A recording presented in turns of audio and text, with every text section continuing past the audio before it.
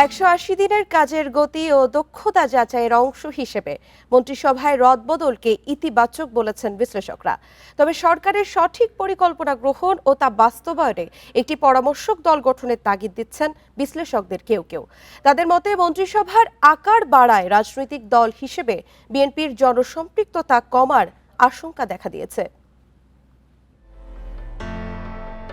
ত্রয়োদশ জাতীয় সংসদ নির্বাচনে বিএনপির নিরঙ্কুশ বিজয়ের পর 17 ফেব্রুয়ারি শপথ নেয় প্রধানমন্ত্রী তারেক রহমানের নেতৃত্বাধীন সরকার। প্রধানমন্ত্রী ছাড়াও এদিন শপথ নেন 25 মন্ত্রী ও 24 প্রতিমন্ত্রী। এর বাইরে মন্ত্রী প্রতিমন্ত্রী পদমর্যাদায় প্রধানমন্ত্রীর 10 উপদেষ্টা। ধন্যবাদ।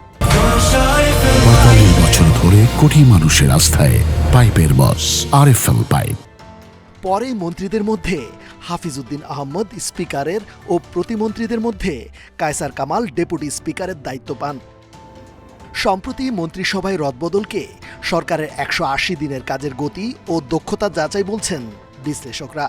2 দশক পর ক্ষমতায় আসা বিএনপি সরকারের এই রদবদল ইতিবাচক বার্তা দিলেও সরকারের আকার বাড়ায় রাজনৈতিক দল হিসেবে জনসম্পৃক্ততা কমে আসার আশঙ্কা করছেন তারা। 6 মাসে এসে যে জায়গাটা আওয়ামী লীগও করেছিল সেই একই জায়গায় সেই জায়গাটার একটা পুনরুৎপাদন করেছে মাত্র, এবং সেটাকে ফলো করছে। সরকারকে বড় করা বিপরীতে রাজনৈতিক দল হিসেবে বিএনপির কার্যক্রম, সক্রিয়তা, কর্মসূচি এবং জনসমর্থন এবং জনগণের পাশে থাকার জায়গাগুলোকে ক্ষীণ করে ফেলে, তাহলে কিন্তু আসলে রাজনৈতিক দল হিসেবে বিএনপি ঝুঁকির মুখে পড়বে। দেশের স্বার্থে সরকার প্রধানের আন্তরিকতায় স্পষ্ট উল্লেখ করে সরকারের কার্যকর সিদ্ধান্ত গ্রহণ ও বাস্তবায়নে শক্তিশালী পরামর্শক দল গঠনের তাগিদ দেন রাজনৈতিক বিশ্লেষকরা। যখন এই মন্ত্রীরাই সরকারটাকে ঠিকমতো চালাতে পারছে না, তখন আরও 6 জনকে নিয়ে আসলে পরে কি সরকারের কার্যক্ষমতা বাড়বে? এত বড় মন্ত্রিসভাটা করাই হয়েছে যে দলীয় লোকদেরকে অ্যাকোমোডেট করার জন্য, কিন্তু তার যে গুড ইন্টেনশন আছে এটা বোঝা যায়। উনি করতে চান, কিন্তু একজনের পক্ষে তো সব কিছু করা সম্ভব নয়। একটা খুব শক্তিশালী টিম দরকার, অ্যাডভাইসারি টিম যাকে বলে।